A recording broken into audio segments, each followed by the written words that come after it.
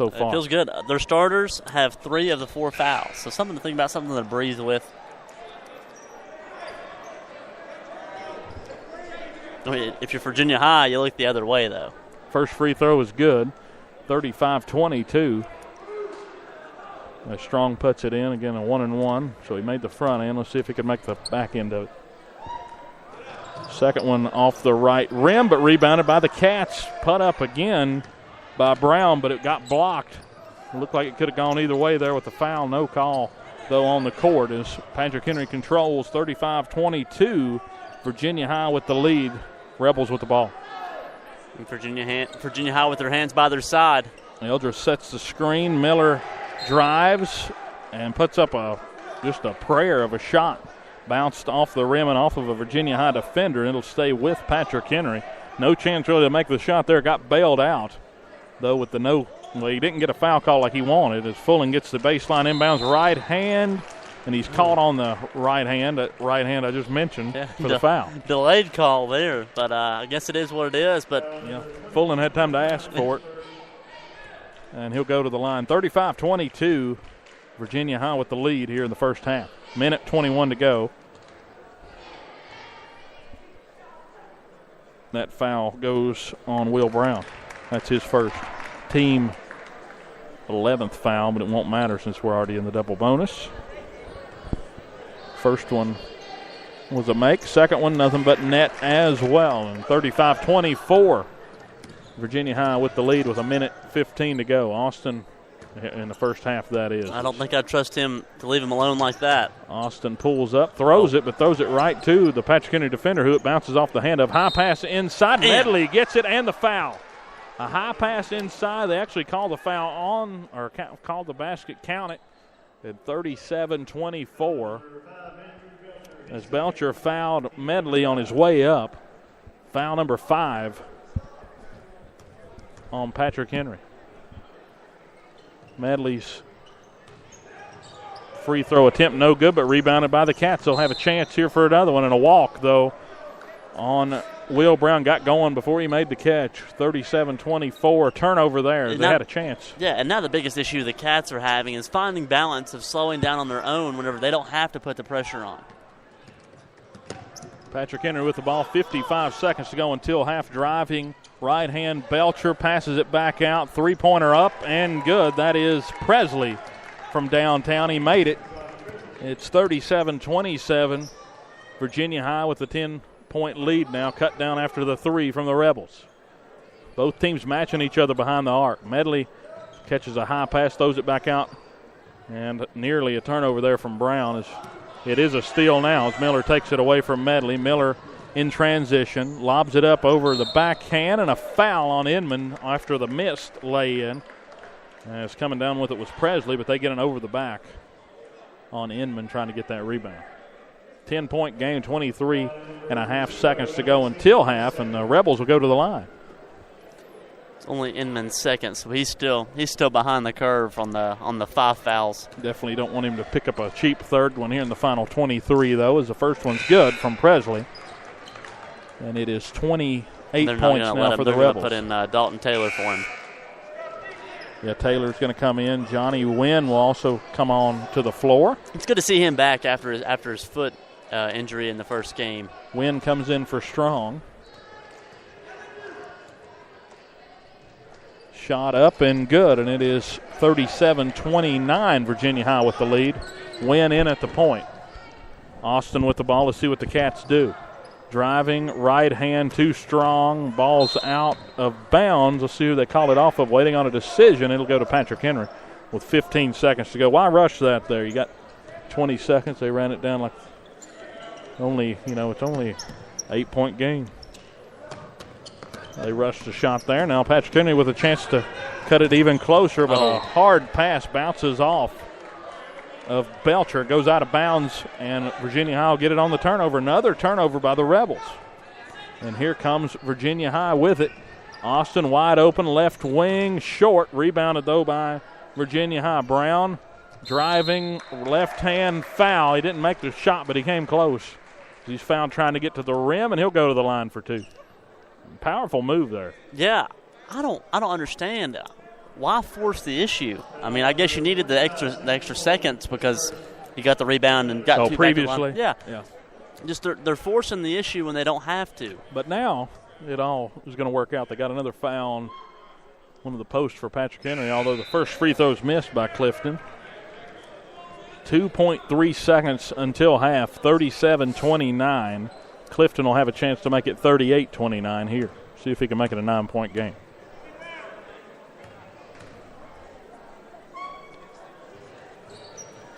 No good. Rebounded by Patrick Henry. Fullen comes down with it. Stolen away on the inbound, but no shot as Taylor couldn't get it off. Another turnover, though, right before half. That's been the theme so far through one half of basketball. 37-29 the score.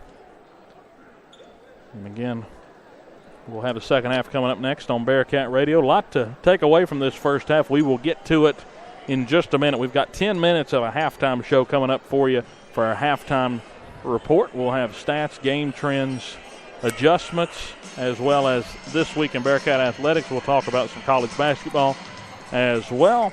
So make sure you stay tuned. Also, we'll talk about what to expect in the upcoming half of basketball from the Bearcat Den. So first half underway and done here from game one of the Bearcat Invitational.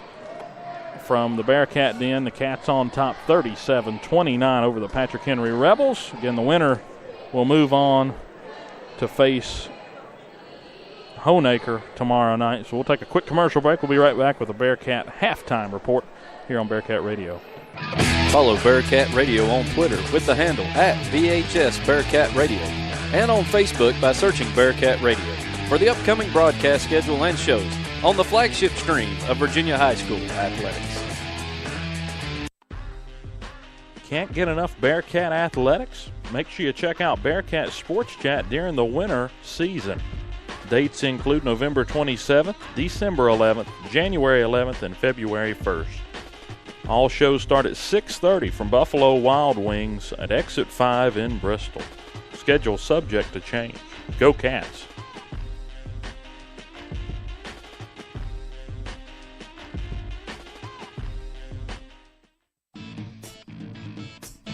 Bearcat Radio is brought to you by State Line Motors. Visit State Line Motors on Euclid Avenue in Bristol.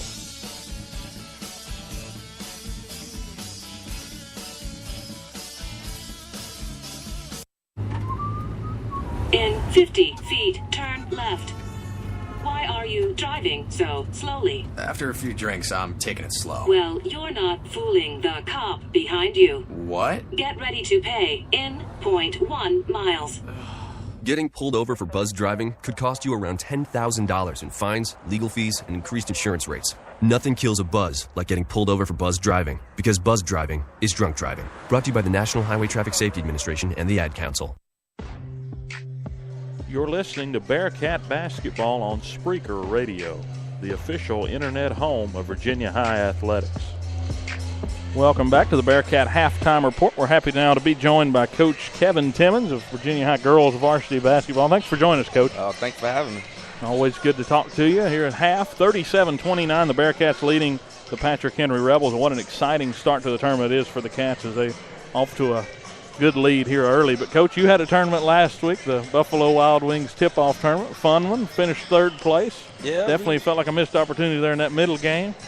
But all in all, I felt like a good tournament. I think it was a great learning experience for some of our younger girls. We got a lot of girls played a bunch of minutes. They played a bunch of minutes and, got an experience. We took one on the chin from Lebanon. Good game. My second leader scorer, Jada Campbell, didn't have a great offensive game that night. I don't even know if she scored. But I think we showed some teams that it's not a down year like they think it is for us this year. Yeah, I think especially that first game I watched, it looked like everything was getting back into rhythm. The defense was playing with some energy. It seemed like that first game Abbott and everybody was still trying to get in sync. Let's go back to that one for a second. That was a really good game against a really good basketball team. Yeah, Abbott is going to be a great team in their, on their district and then in their region. Them being a 3A school.